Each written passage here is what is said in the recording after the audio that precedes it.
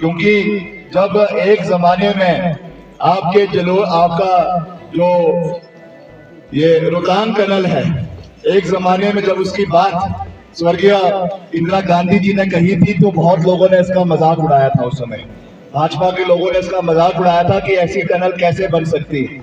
अगर उसकी नींव रखी गई, उसके लिए बजट का प्रावधान किया गया और ये यूपीए की जब सरकार थी, डॉक्टर मनमोहन सिंह जी देश के प्रधानमंत्री थे, हमारे रक्षा मंत्री यहाँ पर आए।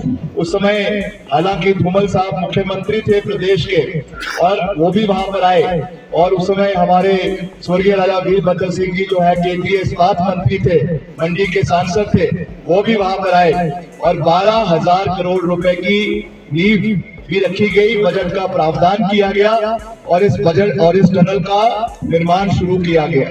ये अलग बात है कि बाद में सरकार बदल गई, उसका जो बचा हुआ कार्य था उसको पूरा वर्तमान सरकार ने किया, उसमें कोई दो राय नहीं है। मगर इसकी नींव और इसके लिए जो पहले 12,000 करोड़ रुपए का बजट था वो यूपीए सरकार ने डॉक्टर मनमोहन सिंह जी के नेतृत्व में सोनिया गांधी जी के आदेश अनुसार ये कार्य जो है यहाँ पर करवाया गया था। वैसे ही आने वाले समय में हम प्रयास करेंगे कि आपका जो कुल्लू का इलाका है, भुंतर का इलाका है, वहां से कैसे यहाँ के लिए एक टनल का निर्माण हमारे स्पीति वैली के लिए करवाया जा सकता है। इसके लिए हम प्राथमिकता पे, क्योंकि एक लॉन्ग टर्म प्रोसेस अभी इसका चलेगा, मगर एक इसकी प्रक्रिया को शुरू करना हमारी प्राथमिकता रहेगी। इसकी फिजिबिलिटी रिपोर्ट्स, इसका एक अंडरस्टैंडिंग करवाना, इस विषय को मैं हमारे जो केंद्रीय सड़क निर्माण मंत्री है उनसे भी उठाएंगे,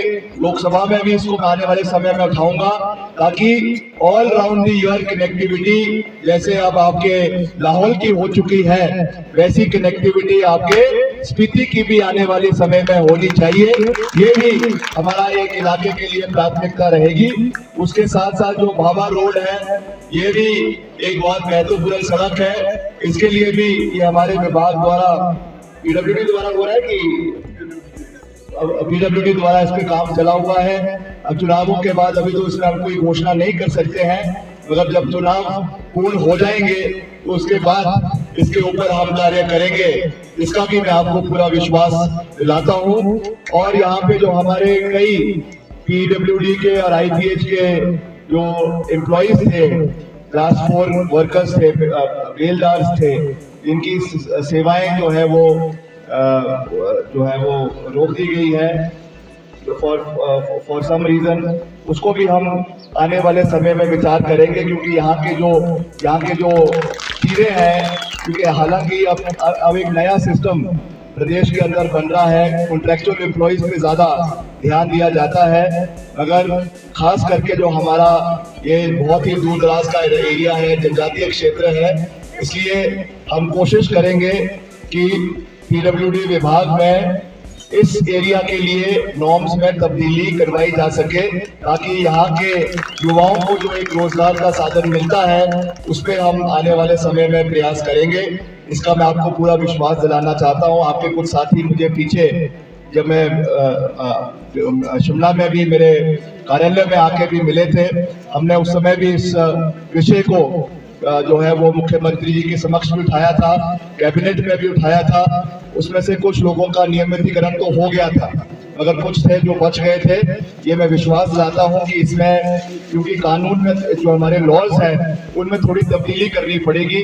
जैसा मैंने आपको कहा कि जो पुराने सिस्टम है अब आस्ते आस्ते वो बंद हो रहे हैं, कहीं हमारा टाइम कार्डर बन रहा है, मगर फिर भी बिकॉज हम सरकार जब चलती है तो उसमें सरकार के अंदर संवेदनशीलता भी होनी चाहिए, और खास करके जनजातीय क्षेत्र के लोगों के प्रति तो ज्यादा होनी चाहिए। इसलिए इसको हम विशेष ख्याल इस चीज का हम रखेंगे और आने वाले समय में इसको हम पूरा करने का प्रयास करेंगे, इसका भी मैं आपको विश्वास दिलाता हूँ। और यहाँ पर हालांकि एक आपके हेलीपोर्ट का निर्माण, आपके हेलीपोर्ट का कि एयरपोर्ट का है, एयरपोर्ट का जो है यहाँ पे सर्वे कई बार करवाया गया है। ये भी ऐसा मसला है क्योंकि ये केंद्र सरकार से ही पूर्ण होना है, तो इसको भी हम अपने जहन में रखेंगे। एंड व्हेन जब स्थिति आने वाले समय में पूरी आएगी अभी मैं कोई ज्यादा बड़ी बड़ी बातें नहीं करना चाहता हूँ कि ये भी हो जाएगा वो भी हो जाएगा, क्योंकि एक एक कदम के साथ आगे चलना चाहिए।